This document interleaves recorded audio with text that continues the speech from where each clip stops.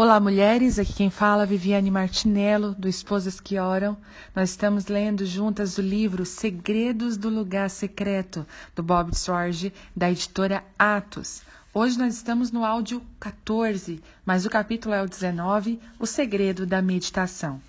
Não deixe de falar as palavras deste livro da lei e de meditar nelas de dia e de noite, para que você cumpra fielmente tudo o que nele está escrito. Só então seus caminhos prosperarão e você será bem-sucedido. Josué 1:8.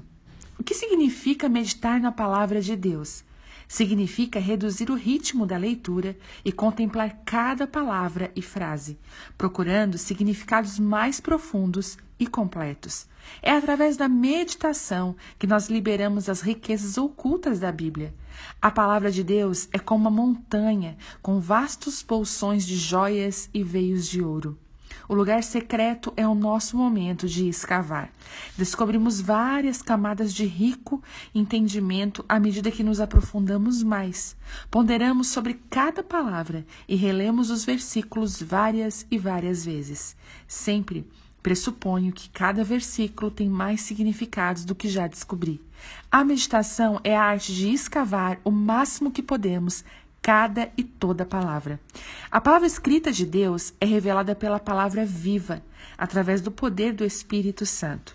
Pois o Senhor é quem dá sabedoria, e de sua boca procedem o conhecimento e o discernimento. Provérbios 2:6.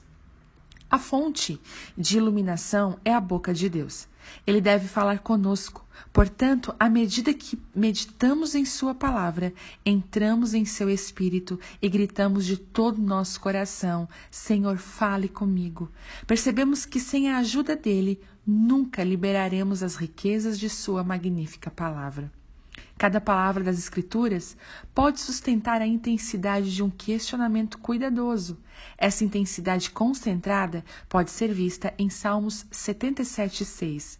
De noite recordo as minhas canções. O meu coração medita e o meu espírito pergunta. À medida que meditamos na palavra, o nosso espírito está buscando diligentemente novas percepções.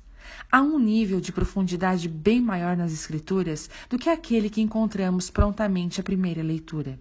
Algumas verdades nunca serão encontradas até você reservar um tempo para sentar e observar o texto, considerando cuidadosamente o seu conteúdo e implicações. As contradições aparentes, às vezes, contêm as maiores verdades. Algumas porções têm muito mais do que apenas uma aplicação. Elas possuem camadas de verdade que são descobertas quase que uma a uma, do mesmo jeito que fazemos ao abrir as camadas de uma cebola. Uma das melhores maneiras de meditar na palavra de Deus é fazer perguntas ao texto. Algumas das perguntas frequentemente feitas são: quem é o escritor e com quem ele está falando? O que o versículo diz e por quê? O que isso significa? O versículo contém um princípio espiritual? Como essa verdade se aplica à minha vida? Com o tempo, você desenvolverá a sua própria maneira de fazer perguntas sobre o texto. Uma das perguntas mais importantes que faço a um versículo é: por que o Espírito Santo determinou que isso fosse escrito dessa maneira? Questiono o motivo pelo qual foi escrito naquele modo. Por que determinadas frases foram usadas e por que outras palavras não foram usadas? E quando uma sentença ou frase parece não contribuir para a passagem, eu a contemplo para considerar o motivo pelo qual o Espírito Santo a incluiu.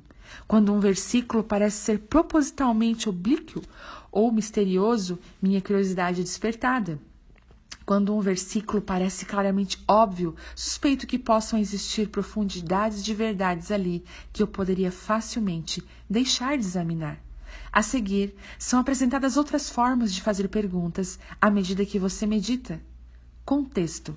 Uma frase ou versículo é quase sempre compreendido melhor, examinadamente, cuidadosamente, os versículos anteriores e posteriores a ele. Como os versículos anteriores definem um cenário para este versículo? Como os versículos seguintes trazem esclarecimento e uma compreensão mais completa?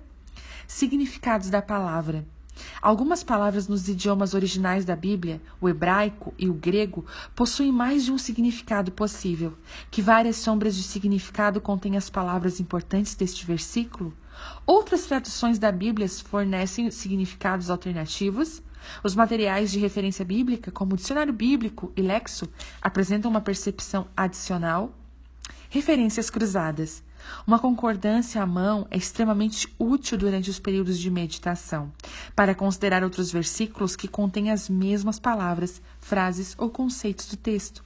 Algumas Bíblias são edições de referência, fornecendo referências cruzadas exibidas em colunas verticais ou em rodapés, onde mais essas palavras aparecem na Bíblia e como os outros versículos trazem esclarecimento ao nosso texto.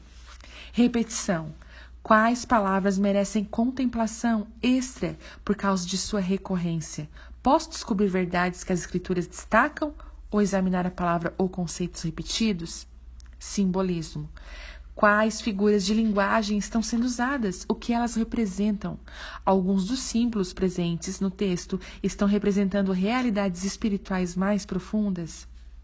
Aquele que medita na palavra de Deus, lentamente, transformará o seu interior de acordo com o que a sua alma imagina. Jesus disse: o homem bom tira coisas boas do bom tesouro que está em seu coração, e o homem mau tira coisas más do mal que está em seu coração, porque a sua boca fala do que está cheio o coração. Lucas 6:45. Por causa de nosso pecado, temos um depósito de mau tesouro dentro de nós. Mas ao meditarmos na palavra, começamos a depositar bons tesouros dentro do nosso ser.